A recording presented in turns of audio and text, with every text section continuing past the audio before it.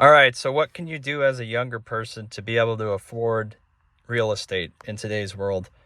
I was watching a video on how basically younger people were saying that the older generation had kind of screwed them over, and asset prices have risen so much to the point where younger people can't realistically have a good entry point. And the video was highlighting how a lot of the success now in today's world is going to be, whether or not you're going to be a player in real estate is going to be deemed by your family. If you're a younger person, a lot of younger people are not going to be able to enter the housing market on their own steam, right? If you look at what a normal income is, and then you extrapolate if that normal income can afford you a down payment on a median price home and then comfortably service the mortgage costs, along with all the additional costs that go along with being a homeowner and eating food and paying for insurance and paying for clothing and paying for all the necessary bills related to living. Usually a normal income is not going to be able to do that.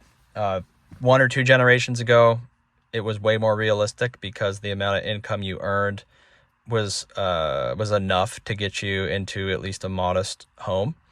But because asset prices and home values have gone up so much, a normal younger person with a standard income is not going to be able to buy a home as early. They're going to have to probably wait 5 to 10 years. And that's what the data has already shown that first-time home buyers are now 36 years old. They used to be in their 20s because they could do it. They could basically, at the age of 18, you could move out, and within a few years, you could buy a house and be able to afford the down payment. So they were kind of looking at the profile of the type of people that are buying and selling homes, and it might just be the they said, hey, we're moving from a meritocracy to basically aristocracy, which means the 5 or 10% of people that already have homes are the ones that are buying and selling the homes. They're the ones that are buying second homes, third homes, vacation homes, investment properties, rental properties, because they have all the money. And investors, even from foreign countries, are bidding up the prices of real estate in certain American cities and really all over. And so it's making the average person who just wants a single family home, not for an investment purpose, but just to be able to live in a home and have a stable monthly payment and have some pride of ownership in that home. They don't have 2, 3, 4 homes. They just want one home. They can't do it. So you have this small class of people that basically own a very high percentage of the housing market and a high percentage of the assets. And then you have the proletariat that just don't own anything. And they don't have there's really no pathway for them to owning a home when the price of the home just continues to rise faster than their incomes do. So I don't really know how you can change that. It seems a few generations ago, most people could own a home. There wasn't all this renting and investment property going on and Airbnb and a lot of people that have, like a winter home and a summer home and an investment home and a vacation home.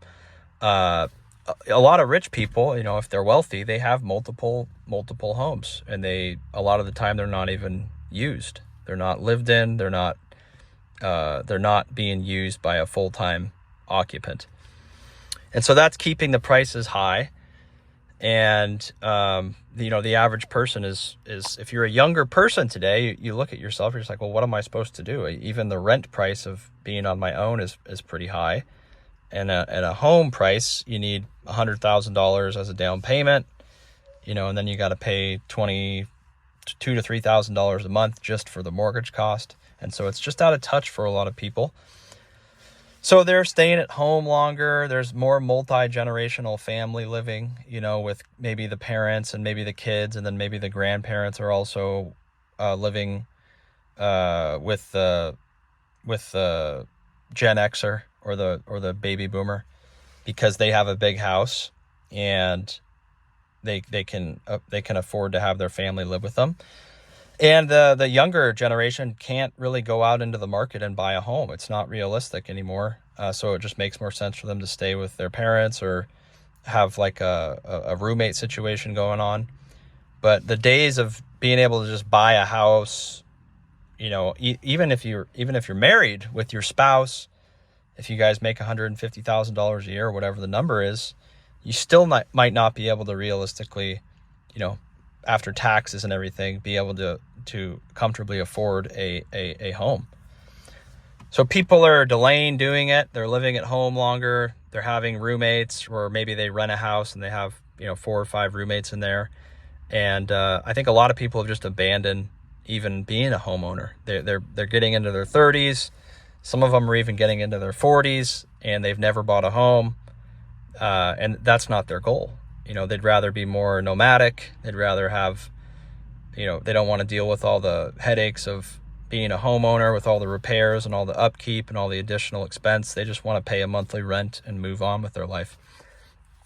And I think that will be the trend. You know, you need affordable housing for young people to feel comfortable to put down roots, to start a family, to get married, to have kids. If they don't have a stable home and like a fixed expense structure in their life, they're going to not, in large part, I think people are going to kind of shy away from having kids or from putting down roots. And so that's what we're seeing.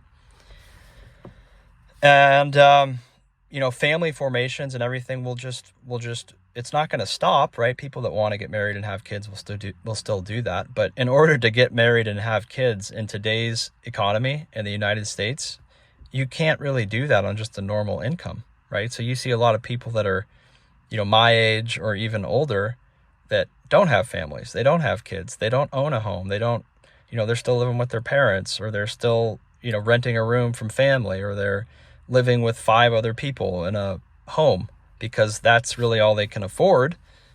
And the price, they've just been priced out. You know, even if you have a decent job, the purchasing power that you get is not enough to keep up with the way that home prices have gone up especially over the past 5 years. It's just way out of touch with what people's incomes are.